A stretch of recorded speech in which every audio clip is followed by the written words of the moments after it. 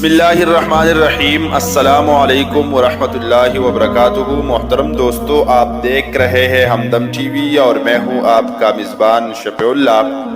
ناظرین محترم، سرور کائنات حضرت محمد مصطفیٰ صلی اللہ علیہ وسلم کے جان باز، عالم اسلام کے عظیم مجاہد و جرنیل، صحابہ کرام رضوان اللہ علیہم اجمعین کے جنگی محرک عروج اسلام کی داستان، خصوصاً سرزمین شام کی فتوحات، حالات و واقعات، مورخ اسلام علامہ واقدی رحمۃ اللہ علیہ کے زبانی نقل کر رہا ہوں۔ آپ سب کی خدمت میں درخواست ہے کہ چینل ضرور سبسکرائب کیجئے اور صحابہ کرام کی عظیم جنگی محرکوں سے خوب لطف اٹھائیے۔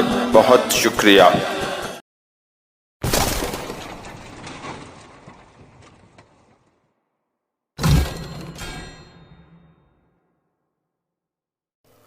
حضرت رافع بن عمیرۃ الطئی نے انہیں بطیب خاطر اپنی ساتھ لے لیا اور چل دیے۔ حضرت خولہ رضی اللہ عنہا مسلمانوں کے پیچھے پیچھے چل رہی تھی اور دستہ فوجی قواعد کے ماتحت قدم بڑھاتا ہوا آگے آگے چلا جا رہا تھا۔ جس وقت یہ سلیمہ کے سڑک پر پہنچے تو حضرت رافع نے ادھر ادھر دیکھا اور کسی فوج یا دستہ کی گزرنے کی کوئی علامت یا گھوڑوں کے پوڑوں کا کوئی نشان نہ دیکھ کر آپ نے اپنی جوانوں سے مخاطب ہو کر فرمایا، دوستو، تمہیں خوش ہونا چاہیے کہ دشمن ابھی یہاں تک نہیں پہنچا ہے۔ یہ کہہ کر آپ نے اپنے رسالہ کو وادی حیات میں چھپا دیا۔ یہ ابھی کمینگاہ میں چھپے ہی تھے کہ دور سے گرد و غبار اڑتا ہوا دکھائی دیا۔ آپ نے دستہ کو مخاطب کرتے ہوئے فرمایا، جوانان اسلام، ہوشیار ہو جاؤ۔ مسلمان تیار ہی تھے کہ وہ قریب پہنچ گئے۔ حضرت زرار رضی اللہ عنہ کو اپنے درمیان لے رکھا تھا اور یہ مجاہد حسب ذیل اشعار پڑھتا جاتا تھا، اے مخبر، میری قوم اور خولہ کو یہ خبر پہنچا دے کہ میں قیدی اور مشکے باندھا ہوا ہوں۔ شام کے بی دین اور کافر میرے گرد ہے اور تمام کے تمام ذرہ پہنے ہوئے ہے۔ اے دل، تو غم و حزن اور حسرت کے مارے مردہ، اور اے میری جوامردی کے آنسو میرے رخسار پر بہہ جا۔ کیا تو جانتا ہے کہ پھر ایک دفعہ اپنے اہل اور خولہ کو دیکھوں گا اور میں اس عہد کو یاد دلاؤں گا جو ہمارے اندر تھا۔ حضرت خولہ رضی اللہ عنہا نے یہ اشعار سنتے ہی کمینگاہ سے جواب دیا اور کہا کہ خداوند تعالیٰ نے تمہاری دعا قبول کر لیا، میں ہوں تمہاری بہن خولہ۔ یہ کہہ کر انہوں نے زور سے تکبیر کہی اور حملہ کیا۔ حضرت رافع رضی اللہ عنہ نے دوسرے مسلمان بھی تکبیر پڑھ کر حملہ ور ہو گئے۔ حمیدہ بن سالم کہتے ہیں کہ میں بھی اس وقت اس جماعت میں تھا جس وقت ہم نے تکبیر کے نعرے لگائے تو اللہ تعالیٰ کے فضل و کرم کی بدولت ہمارے گھوڑے بھی خوشی میں آ کر زور زور سے ہنہنانے لگے۔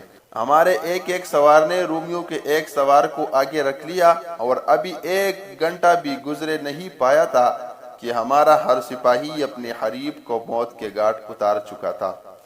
خداوند تعالیٰ نے حضرت زرار رضی اللہ عنہ کو رہائی دلوائی اور رومیوں کے گھوڑوں اور اسلحہ پر قبضہ کر لیا۔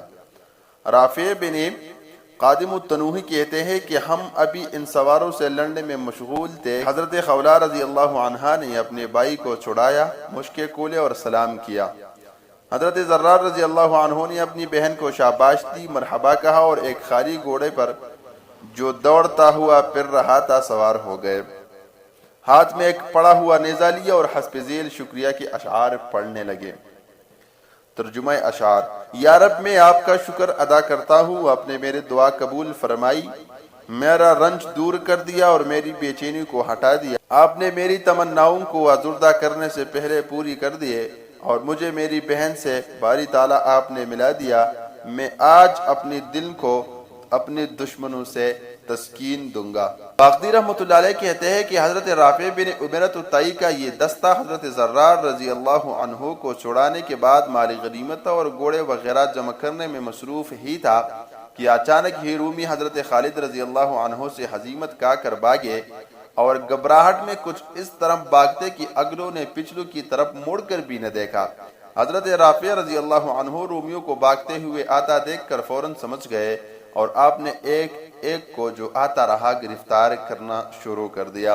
کہتے ہیں کہ جس وقت حضرت خالد رضی اللہ عنہ نے حضرت رافع بن عمیرۃ الطئی کو روانہ کر دیا تھا اور وردان اور اس کی قوم پر آپ نے ایک ایسا سخت حملہ کیا تھا جیسا کہ کوئی شخص طلب شہادت اور حصول سعادت کے لیے ہتھیلی پر جان رکھ کر کیا کرتا ہے، مسلمانوں نے بھی جان توڑ کر کوشش کی تھی، جس کا نتیجہ یہ ہوا کہ رومی فوراً دم دبا کر بھاگے اور وردان بھاگنے والوں کے آگے آگے تھا۔